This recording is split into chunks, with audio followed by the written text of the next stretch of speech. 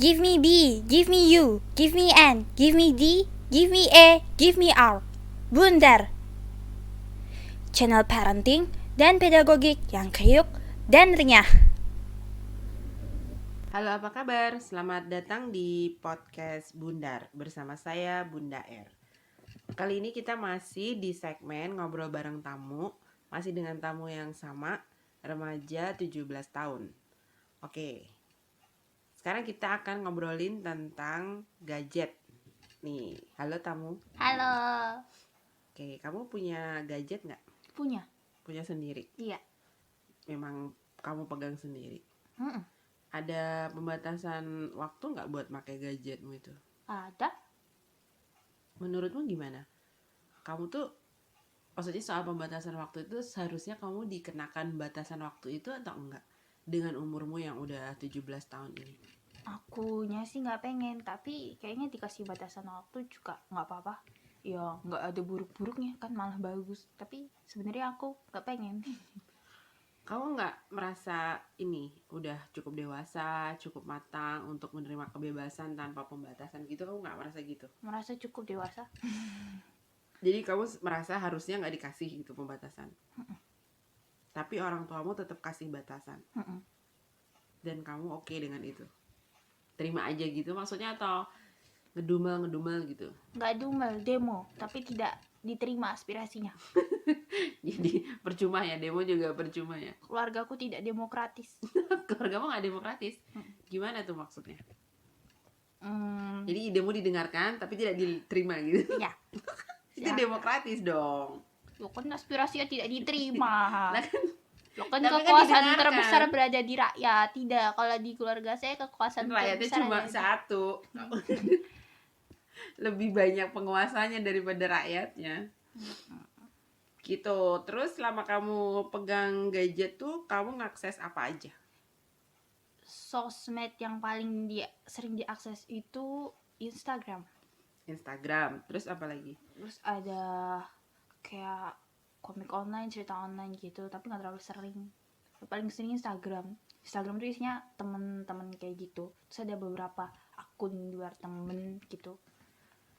Kalau di selain teman-temanmu, kamu biasanya follow apa di Instagram itu? Kan akun kayak ada yang beauty vlogger gitu, terus Apa? Beauty vlogger. vlogger. Ya kan review skincare gitu. Ya review biasa. skincare. Terus apa lagi yang di follow selain itu? Selain itu mungkin all shop sama Online shop, oke. sama akun self care beberapa. Akun self care. Akun self care itu ngomongin apa aja? Ya tentang merawat diri, terus yang paling laku itu mental health. Mental health. Mental Okay. health. Ya. Kalau mental health tuh ngomongin apa aja tuh? Kesehatan jiwa kan? Iya, tapi topiknya biasanya ditulis apa gitu di Instagram tuh? Biasanya depresi gitu. Oh, depresi. Tapi ada yang nggak seberat itu sih, mungkin bahas tentang extrovert, introvert, tentang psikologi gitu lah. Oh, kalau remaja tuh suka ya hal kayak gitu ya? Ya kayaknya suka. Mungkin beberapa masih berpikir kalau psikologi bisa baca pikiran gitu. Oh, semacam dukun gitu ya. Cenayang gitu. Oke, terus kamu dapet, maksudnya dari perjalananmu ngegadget segala macam full akun-akun gitu, kamu dapat manfaat apa sih? Kan kita tahu segala sesuatu tuh pasti ada sisi positif dan negatifnya. Nah, positifnya tuh yang kamu alami, yang kamu dapat apa? Ini sih sebenarnya sosmed tuh nggak seburuk itu juga, karena dulu waktu aku masih di negeri, aku tuh dapat motivasi. Sebagian motivasiku tuh aku dapat dari internet juga. Motivasi Ya, apa? motivasi untuk masuk ke pondok itu. Kenapa aku harus mondok gitu kan, banyak yang sharing yang udah mondok gitu, dan mereka tuh emang bikin platformnya namanya kayak, bukan platform apa sih, kayak akunnya itu memang didedikasikan untuk remaja, jadi memang menarik gitu dengan bahasanya kita gitu. Terus aku jadi kan baca-baca terus. Oh, jadi itu akun dakwah untuk remaja. Oh iya, akun gitu. dakwah gitu, akun dakwah untuk remaja gitu. Terus aku jadi ya, terus ada beberapa hal yang aku baru tahu dan ternyata nggak aku pelajari di sekolah itu ya, tentang agama begitu yang di internet juga gitu. So aku masuk pondok juga sebagian karena aku lihat di internet kayak gitu. Oh, jadi di positifnya tuh sebenarnya kalau informasinya valid, Mm-mm. informasinya benar tuh kita Mm-mm. bisa dapat banyak manfaat gitu ya. Mm-mm. Gitu kan. Mm-mm. Kalau yang di-follow akun-akun bagus-bagus, akun-akun baik bisa dapat manfaat. Tetapi ya seperti kita tahu ada jeleknya juga. Nah, akun-akun itu banyak juga yang kan tadi kamu bilang kamu posting akun-akun dakwah gitu ya. Di internet ada juga akun-akun dakwah tapi untuk kesesatan tuh juga ada gitu, kerusakan tuh ada juga gitu. Jadi kalau itu di follow orang itu bisa mempengaruhi orang-orang itu juga untuk jadi Nggak pernah ketemu sih, mungkin pernah ketemu tapi nggak terpengaruh lah, nggak tahu sih. Tapi emang sih nggak usah ke akun-akun yang spesifik menyesatkan kayak gitu. Ada juga akun yang memang cuma buat hiburan kayak akun meme gitu. Kan nggak semua akun meme itu apa ya, kayak ada yang ramah anak gimana sih, kayak memang itu tuh memang banyak tidak di untuk anak ya. ya, ini banyak di follow anak-anak gitu akun meme ya, bercandanya bercanda biasa gitu, emang bercandanya biasa dan banyak banget anak-anak yang follow. Anak-anak sebenarnya nggak anak-anak nggak sih, kayaknya anak kelas 6 SD sekarang nggak mau disebut anak-anak, tapi kayak gitulah. Terus suatu ketika di akun meme itu nggak follow sih, tapi ada di explore Instagram gitu, kayak ada repostan sebuah post. Nah di comment sectionnya itu ada yang tanya repost dari mana nih, nah ada yang nge-replay, terus replaynya ini ngetek suatu akun. Nah aku kan penasaran nih repost dari mana, terus aku pencet, so aku kaget banget karena itu isinya tuh aku nggak sempat lihat, tapi lihat satu detik aja aku udah langsung balik lagi. Nah setelah aku cek lagi ternyata ada yang replay orang yang ngetek akun aneh tadi itu, terus bilang gini, kok kamu jahat banget sih, ternyata itu akunnya kayaknya dan dia tuh nge-replay orang gede juga. Jadi mungkin mereka bisa mengendalikan untuk tidak membuka akun itu, tapi kan walaupun buat bercanda, kalau yang buka bukan orangnya, Kalau yang bukan anak-anak itu bahaya. iya gitu. Itu kan Jadi kamu mau bilang kalau ke sisi buruknya internet itu adalah ide-ide buruk, ide-ide jahat, kayak misalnya apa aja gitu ya, kerusakan itu, entah itu pornografi, entah itu kekerasan tuh bisa rembes di mana aja gitu, nggak perlu masuk ke akun yang jelas-jelas mendedikasikan dirinya untuk pornografi atau kekerasan gitu ya. Tapi akun-akun biasa tuh juga selalu ada rembesan kekerasan atau pornografinya gitu. Gitu. Berarti kan ngeri ya, lebih banyak ngerinya dong daripada amannya gitu.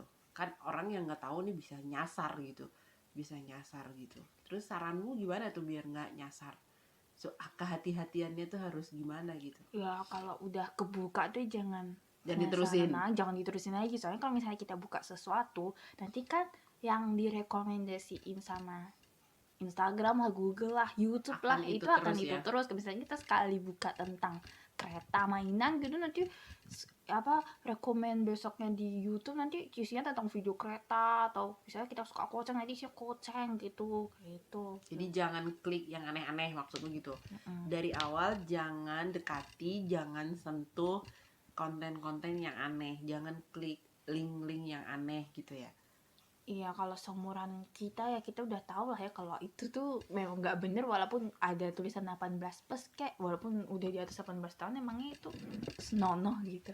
Jadi buat ini kan kisahnya untuk yang anak-anak yang belum tahu, yang belum punya pengalaman, jadi kayak anak-anak 13 tahun gitu tuh, tipsnya biar aman tuh gimana? Ya itu. Yang memang penasaran, Ya yang memang kenapa tertarik sih gitu. itu tuh banyak efek buruknya lah. Itu tidak hanya hal yang buruk, itu tuh bisa mengotori pikiran, dan mengotori pikiran itu juga mempengaruhi raga gitu. Itu tuh ada efek sampingnya buat kesehatan, untuk sosial, masyarakat, dan Indonesia. Kalau misalnya itu dilanjutkan, tidak hanya merusak dirimu tapi merusak Dunia. dunia. Baik.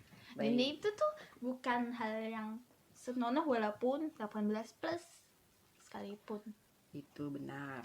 Jadi itu tadi tipsnya kalau misalnya maksudnya terhindar dari tersesat, nyasar ke tempat yang keliru itu jangan klik yang mencurigakan.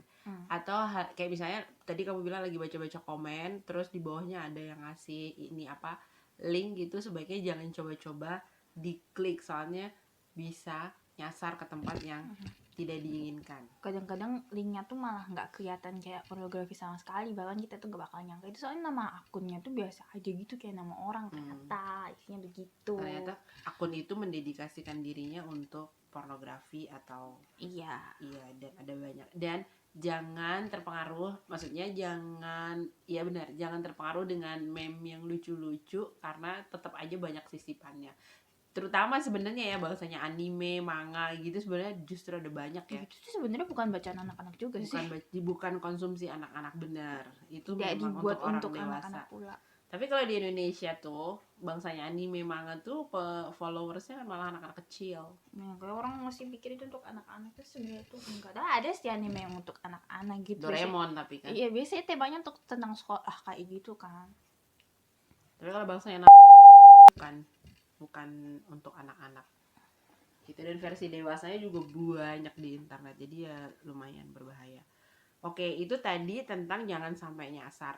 Terus kalau untuk keamanan kita gitu sebagai pemakai internet gitu, saranmu apa ke remaja gitu supaya bisa pakai gadget dengan aman, dengan berinternet ria dengan aman? Ya, buat keamanan diri tuh pertama ya jangan posting informasi pribadi. Informasi pribadi itu kayak apa? Ya, alamat rumah, jangan tulis lengkap banget, misalnya aku tinggal di Jalan Melati bla bla bla bla bla bla bla sampai nomor rumahnya RT RW. Terus habis itu apalagi nomor WA. Nomor WA tuh apa kayak privasi banget gitu loh, yang tahu tuh yang kenal-kenal aja dan urusan-urusan penting gitu. Kalau apa segabut-gabutnya itu jangan share nomor WA lah gitu. Terus kayak foto muka gitu. Kenapa foto muka, kan kita suka selfie gitu ya, tapi kenapa foto muka nggak boleh? Kenapa? Karena bisa disalahgunakan, dan itu ceritanya banyak, walaupun sekarang kita nggak pernah ngalamin ya, tapi kan masa kita harus ngalamin dulu baru kita Baru percaya kayak gitu kan. Yang ngalamin udah banyak, dan orang katanya ya di quotes gitu katanya orang quotes itu orang pintar itu orang yang belajar dari pengalaman orang lain, bukan jangan nunggu kita ngalamin sendiri, itu nggak enak gitu lah. Terus jangan posting keseharian, apalagi sampai memperkenalkan keluarga lengkap dari silsilah sampai mbah buyutnya gitu. Aku tuh keturunan ini, terus ini ibuku kerja di mana, gajinya berapa. Itu buat apa sih emang? Ngartis kagak, habis itu nanti ditipu iya gitu kan. Tuh. Terus apalagi nggak boleh posting hal-hal yang personal. Terus apalagi tipsnya? Jangan buka DM. Sekarang tuh aku nggak pernah ngalamin sih, tapi banyak banget yang nge-share ini, dan ini kan menunjukkan betapa bahayanya itu. Ada orang yang suka ngirim jump scare yang aneh, dan awalnya itu tuh kayak video itu tergantung kamu minatnya apa gitu. Misalnya kamu minat koceng atau minat apa gitu, nanti dia pertama kayak posting video koceng dulu, terus tiba-tiba tuh ada mungkin mikirnya jump scare tuh gambar hantu. Enggak, ini tuh katanya tuh kayak ngeposting gambar orang self harm gitu. Self harm tuh kayak nyakitin diri sendiri. Dan itu dalam level ekstrim gitu. Awalnya aku mikir, emangnya kenapa kalau kita ngeliat orang nyakitin dirinya sendiri, itu kan urusan dia gitu. Aku selalu mikir kayak gitu. Dan itu kan orang pada kepo tuh kalau dilarang. Terus ada orang yang reply komenan-komenan dari peringatan itu, bilang kayak gini, dia tuh cerita kalau dia tuh udah pernah buka DM kayak gitu tanpa, ya sebenarnya dia sengaja, dia tuh udah dikasih peringatan tadi kepo, terus dia tuh lihat, dan katanya itu tuh bener-bener ngeri banget sampai dia tuh nggak bisa tidur berhari-hari gitu. Mungkin pertama kalian tuh bakal takut, tapi jangan-jangan kalau misalnya kalian rutin nonton itu jadi kepengen, kan bahaya gitu, menyakiti diri sendiri ya gitu. Oke. Ini juga hal baru nih, aku juga baru tahu nih kalau di remaja trennya tuh makin lama makin ngeri gitu ya. Mungkin orang gabut ya, ini kan karantin gitu, jadi orang makin intensif gitu ya melakukan hal-hal yang aneh gitu. Kan kemarin-kemarin tuh ada tren di TikTok tuh yang menyakiti orang lain gitu. Jadi kayak ngeprank gitu, bikin orang jatuh sampai tulang belakangnya bengkok segala macem gitu. Jadi ternyata gak cuma itu, di semua lini itu udah ada hal-hal konyol yang dilakukan anak-anak muda ridiculous ini. Nggak ngerti sih tujuannya bikin orang takut tuh apa gitu.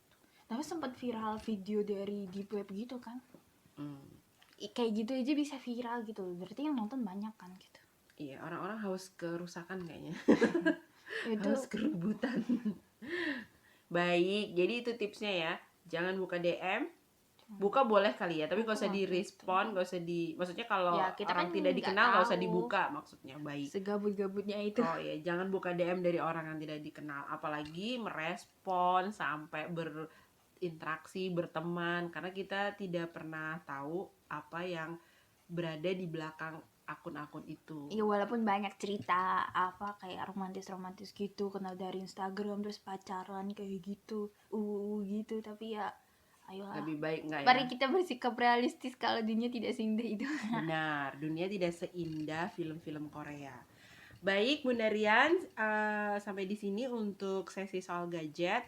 Bahasan lanjutnya akan ada di episode selanjutnya. Terima kasih sudah mendengarkan Bundar Podcast. Tidur bagus, makan bagus, gembira saja. Bye-bye.